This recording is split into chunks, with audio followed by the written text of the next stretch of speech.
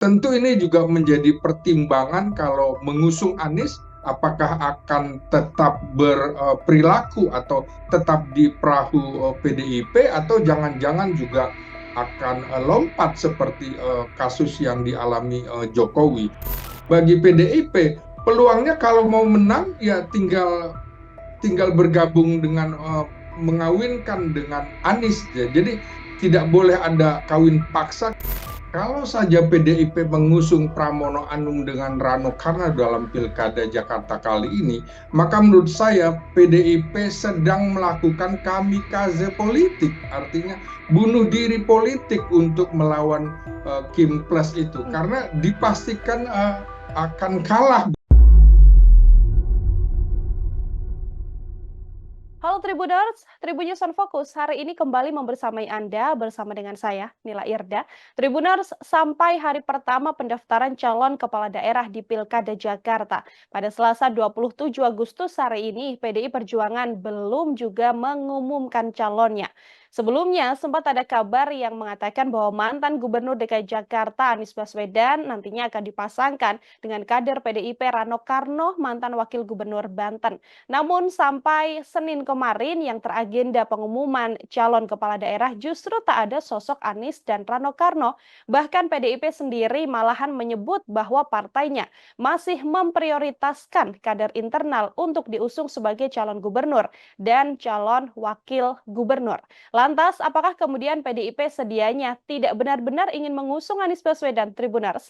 Tribunnews on Focus hari ini, saya sudah tersambung bersama dengan pengamat politik dari Universitas Nasional atau UNAS, ada Bung Slamet Ginting yang akan berdiskusi terkait bagaimana dinamika yang terjadi jelang Pilkada Jakarta. Selamat siang, Bung Ginting. Terima kasih banyak sudah bergabung. Baik, Nila, selamat siang.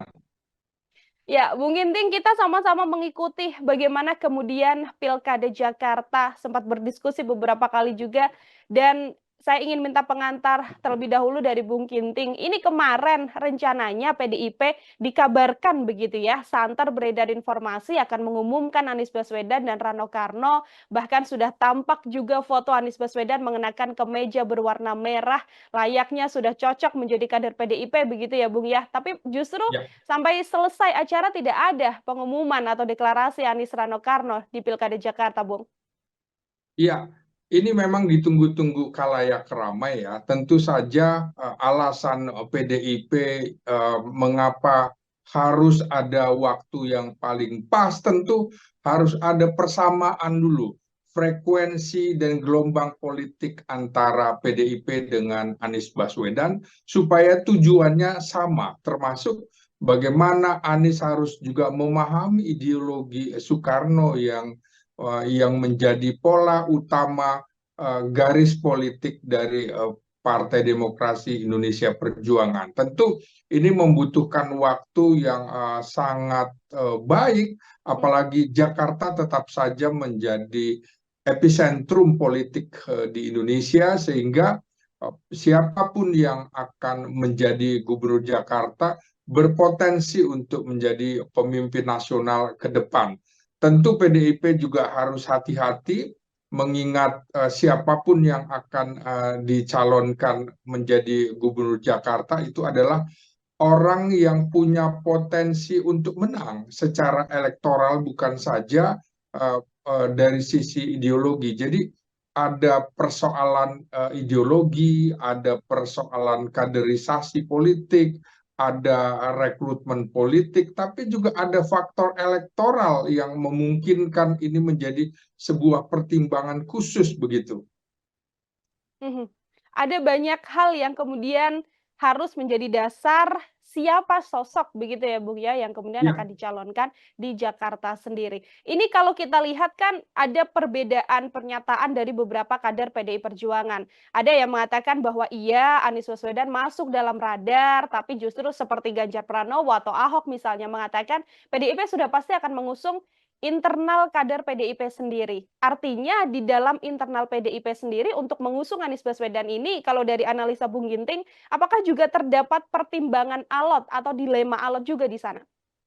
persis PDIP atau yang dulunya PDI Hmm. itu kan gabungan atau fusi dari partai PNI, kemudian Parkindo, Partai Katolik, juga IPKI dan Murba. Tentu di sini fusi partai itu ada faksi-faksi tersendiri. Selain itu dalam perjalanannya tentu juga ada kelompok-kelompok yang pro dan kontra, ada kelompok-kelompok eh, pro perubahan, kelompok-kelompok moderat, dan juga kelompok-kelompok ideologis. Jadi wajar saja ada pertimbangan-pertimbangan yang sangat berbeda. Karena itu keputusan di PDIP selalu dipersilahkan menjadi hak prerogatif dari Ketua Umum Megawati Soekarno Putri. Jadi faksi-faksi itu menurut saya bagian dari demokrasi yang ada di Partai Demokrasi Indonesia Perjuangan, sehingga faksi-faksi ini juga harus memahami kepentingan partai, karena PDIP dalam kontestasi pemilu pilkada serentak kali ini dianggap sebagai ancaman.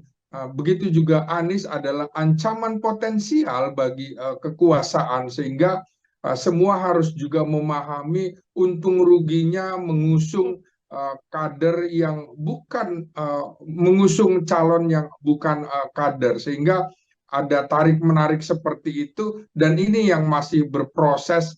Kita menunggu dalam 1-2 hari, karena hari ini sudah mulai pendaftaran, Iya. yang lain sudah mendaftar, tapi khusus untuk Jakarta, Jawa Barat, dan juga Jawa Timur, ini tentu menjadi daerah-daerah potensial untuk mendulang suara PDIP pada pemilu 2029 mendatang.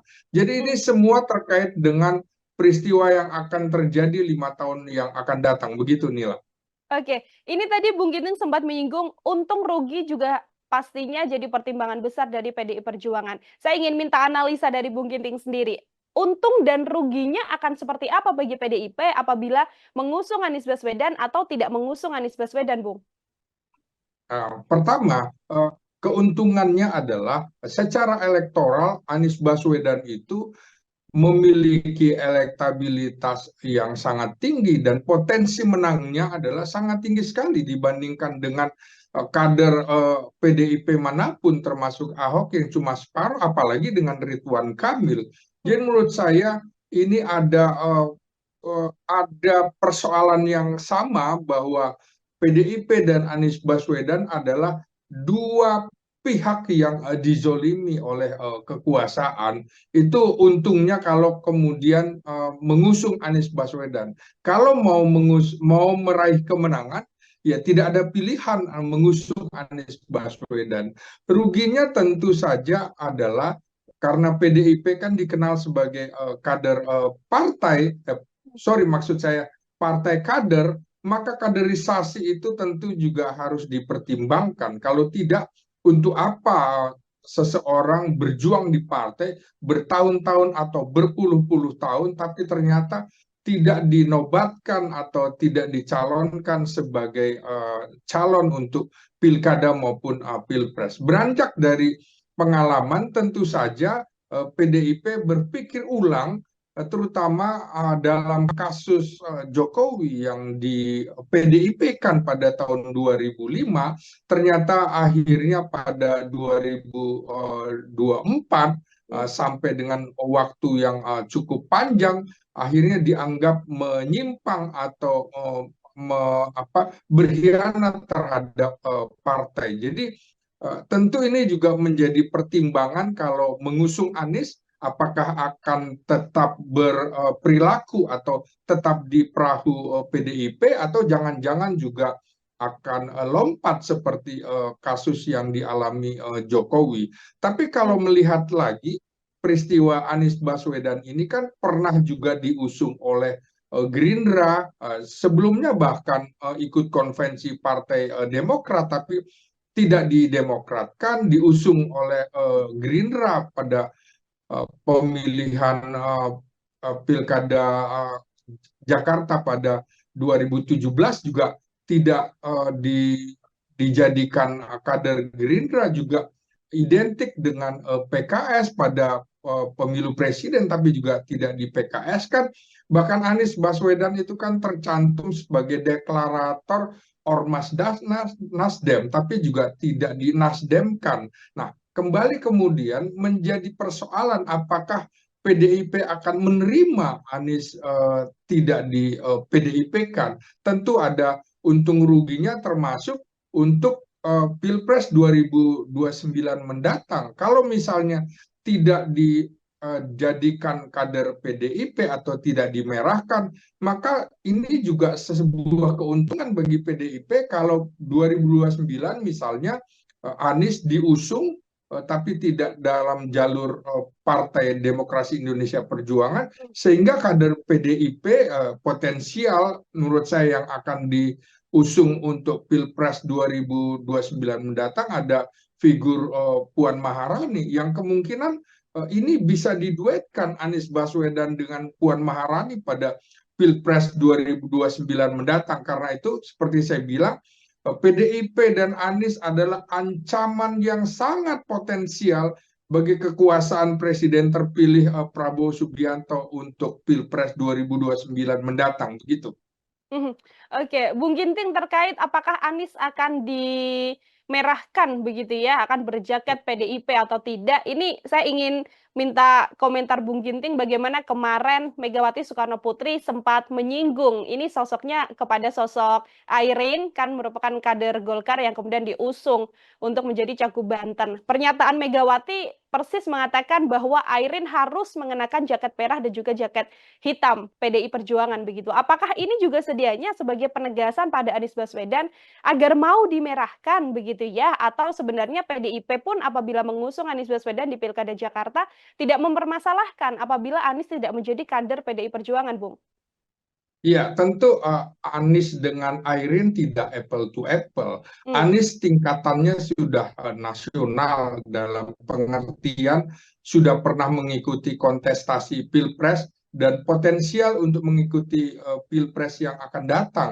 ya. Berbeda dengan Airin yang tingkatnya dari wali kota atau setingkat wali kota atau bupati yang naik menjadi gubernur. Tentu tidak bisa apple to apple bahwa Airin wajib menggunakan warna merah hitam, warna khas PDIP, banteng moncong putih itu berbeda menurut saya dengan Anies Baswedan karena ada hitung-hitungan untuk Pilpres mendatang, berbeda dengan Airin tidak diplot untuk Pilpres mendatang, sehingga tidak apple to apple menyamakan Anies Baswedan dengan Airin. Nah, kemudian kalau kita lihat lagi, tentu PDIP juga mempertimbangkan karena ada kesamaan antara Anies Baswedan sebagai pihak yang ingin disingkirkan oleh rejim, terutama oleh Koalisi Indonesia Maju Plus.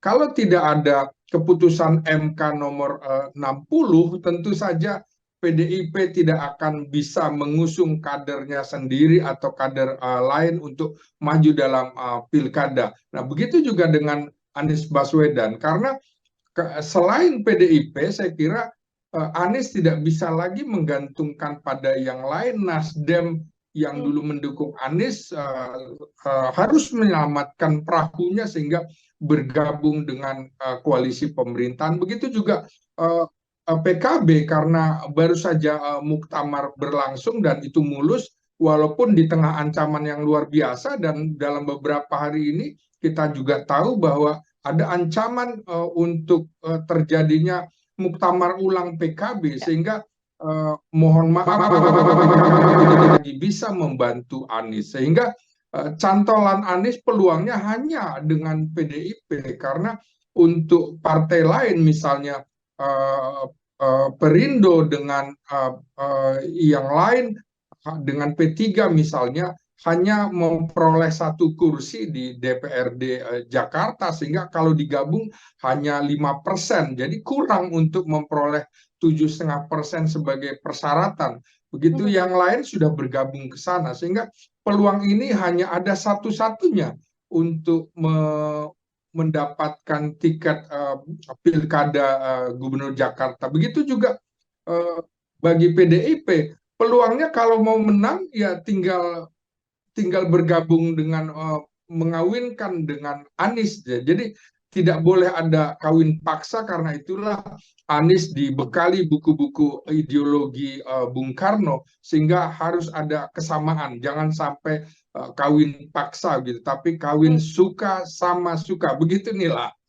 Oke, artinya di situasi ini PDIP dan Anies Baswedan ini simbiosis mutualisme ya, Bung, ya, sama-sama Persis, persis. membutuhkan. Anies butuh PDIP sebagai perahu melaju di Pilkada Jakarta, PDIP juga butuh Anies untuk bisa menang dan mengalahkan Kim Plus yang mengusung Ridwan Kamil bersama dengan Suswono. Bung Ginting, tapi di situasi bagaimana kemudian sudah jelas ini ya, banyak pihak mengatakan PDIP harus bersama dengan Anies Baswedan untuk bisa menang. Tapi kemudian di PDIP sendiri muncul juga sosok lain begitu, Bung Ginting. Ada sosok Ya. Pramono Anung yang kabarnya bahkan akan dipasang PDIP bersama dengan Rano Karno. Dan tadi update terbaru juga Pramono Anung mengatakan siap dan bersedia apabila memang diusung oleh PDIP untuk maju di Pilkada Jakarta. Melihat sosok Pramono Anung ini seperti apa, Bung? Kalau saja PDIP mengusung Pramono Anung dengan Rano Karno dalam Pilkada Jakarta kali ini, maka menurut saya PDIP sedang melakukan kamikaze politik, artinya bunuh diri politik untuk melawan Kim Plus itu, Hmm. karena dipastikan akan kalah begitu ya. Jadi kamikaze politik PDIP menurut saya tipis kemungkinannya akan dilakukan, karena PDIP juga ingin Jakarta ini adalah basis suara pada pemilu 5 tahun lalu. PDIP menjuarai atau berjaya di Jakarta. Kali ini posisi kedua.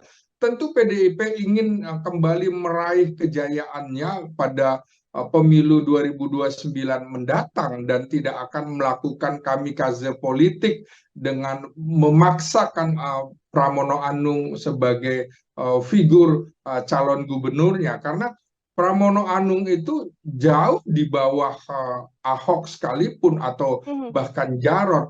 Di posisinya sebagai sekretaris kabinet, tentu Pramono itu tidak bisa menonjol karena kabinet itu adanya di dalam. Berbeda dengan sekretaris negara yang bisa leluasa bicara atas nama kepala negara. Nah, sebagai sekretaris kabinet, nyaris warga Jakarta juga tidak begitu mengenal figur Pramono Anung. Beda dengan Rano Karno begitu ya, karena sudah dikenal publik Jakarta sejak ia kanak-kanak bahkan remaja, diidentikan dengan warga Jakarta begitu, Mhm. mewakili etnis Betawi begitu. Hmm. Akan jadi bunuh diri juga artinya apabila Pramono Anung dipaksa berpasangan dengan Rano Karno melawan Ridwan Kamil, Bung. Ya betul, itu menurut saya kamikaze politik dan sudah dipastikan akan kalah gitu. Hmm. Lebih baik misalnya Ahok justru lebih berpeluang atau yang lain, tapi Ahok ini kan memiliki resistensi terutama bagi umat Islam, residu dari Pilkada 2017 lalu, dan ini sudah diputus inkrah oleh Mahkamah Agung sebagai pihak yang bersalah dalam kasus penistaan agama. Jadi menurut saya juga PDIP pernah muncul untuk pilkada Jakarta. Jadi saya kira menurut saya ya kamikaze politik lah kalau PDIP berusaha mengusung Pramono Anung begitu. Mhm. Oke, ini kan PDI Perjuangan kan menjadi partai tunggal yang akan melawan Kim Plus begitu ya, Bung Ginting. 12 partai justru yang Ya. ada di dalam koalisi Indonesia Maju Plus mengusung Ridwan Kamil dan juga Suswono. Artinya kan tidak bisa kemudian PDIP berjalan biasa saja, strategi yang biasa saja. Ada strategi besar yang sedianya memang harus disiapkan begitu ya. Kalau dari analisa Bung Ginting, strategi macam apa sih Bung yang kemudian harus dilihat oleh PDI Perjuangan untuk bisa melawan dan tidak hanya melawan saja, tapi juga menang melawan atau mengalahkan Ridwan Kamil Suswono, Bung? Ya, kalau kita melihat Pilpres kemarin, itu kan suara Anies itu beda tipis dengan Prabowo. Ya. Nah, ini kan modal sosial politik yang sangat bagus. Strategi itu harus digunakan. Selain kemudian misalnya PKS yang yang tampil sebagai pemenang dalam pemilu DPRD Jakarta itu, dari hasil survei SRMC itu juga mengatakan sekitar 94% pendukung loyalis PKS cenderung akan memilih Anies Baswedan ketimbang Ridwan Kamil. Ridwan Kamil hanya 4% aja pilihan, sementara 1% menolak menjawab. Ini kan modal sosial politik. Anies cukup kuat di Jakarta Selatan dan di Jakarta Timur, sementara PDIP juga cukup kuat di Jakarta Utara dan Jakarta Barat, ditambah kemudian Anies juga dapat dukungan kemenangannya waktu itu di Kepulauan Seribu. Ini kan modal yang akan digabungkan, misalnya 15 kursi yang didapat PDIP di DPRD DKI, kemudian bergabung dengan pendukung Anies yang kalah tipis gitu. Anies modal sosial cukup banyak pada Pilpres. Saya kira strategi itu akan digunakan untuk dapat meraih kemenangan dalam Pilkada Jakarta. Mungkin tanpa mendahului takdir Allah Subhanahu wa Ta'ala atau Tuhan Yang Maha Esa, maka bisa dipastikan PDIP akan menang kalau mengusung Anies Baswedan juga dengan Rano Karno dibandingkan wagubnya yang lain, karena Rano Karno identik dengan warga Betawi, Sidul anak sekolahan, Sidul anak Betawi.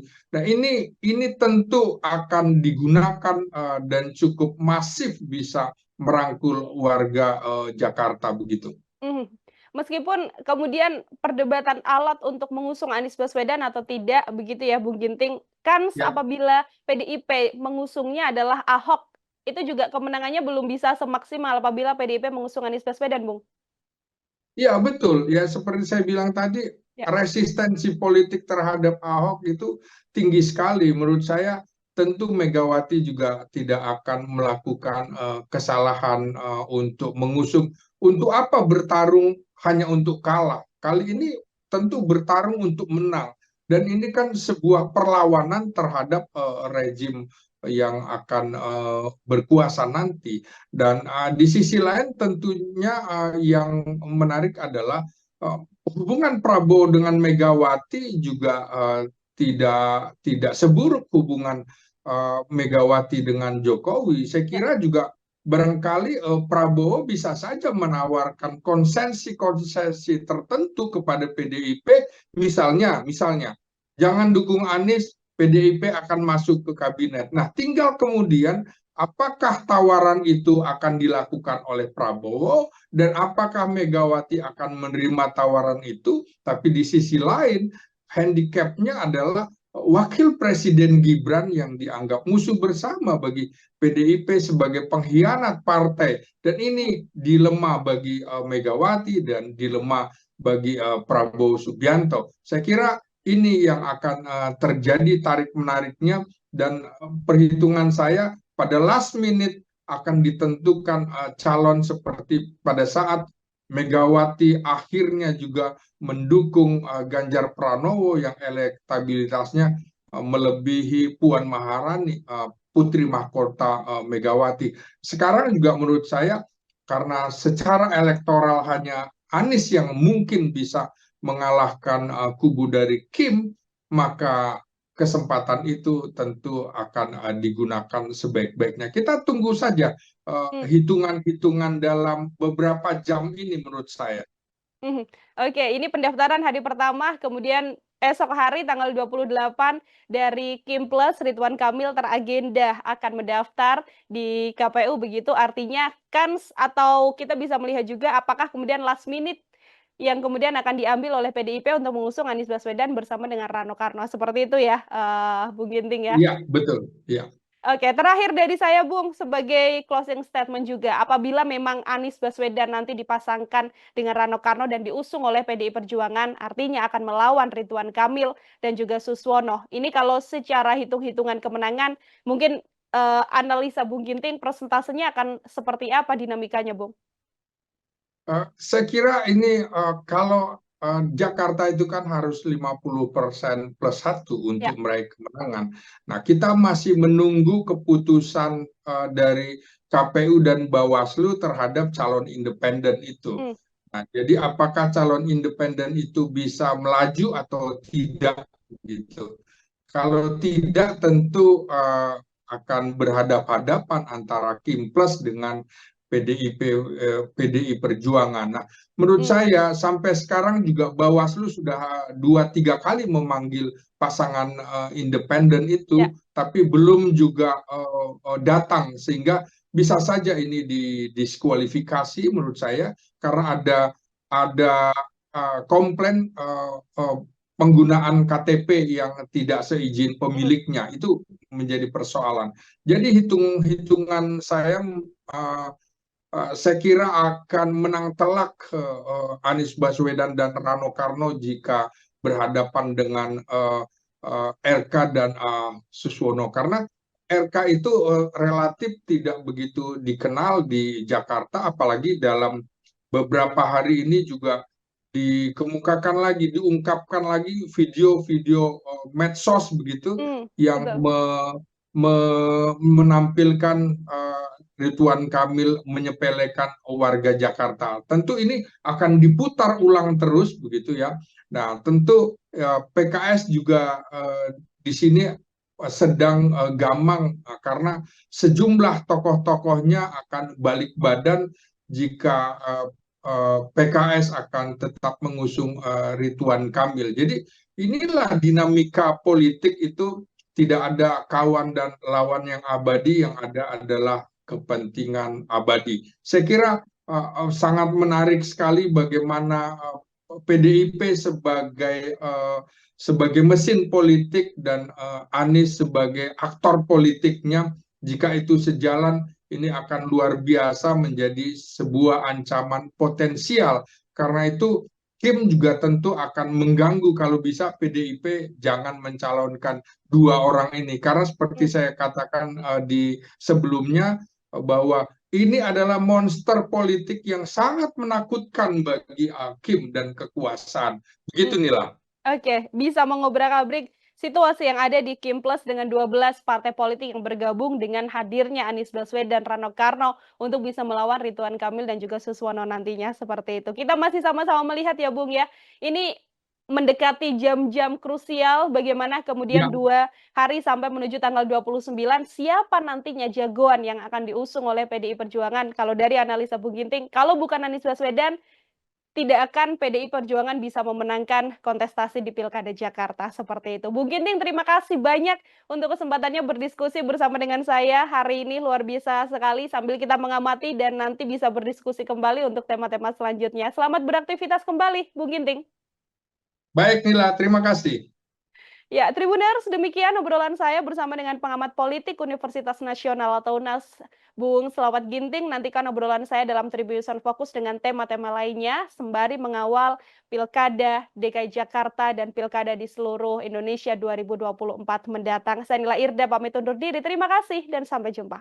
Download Tribun X sekarang, menghadirkan lokal menjadi Indonesia.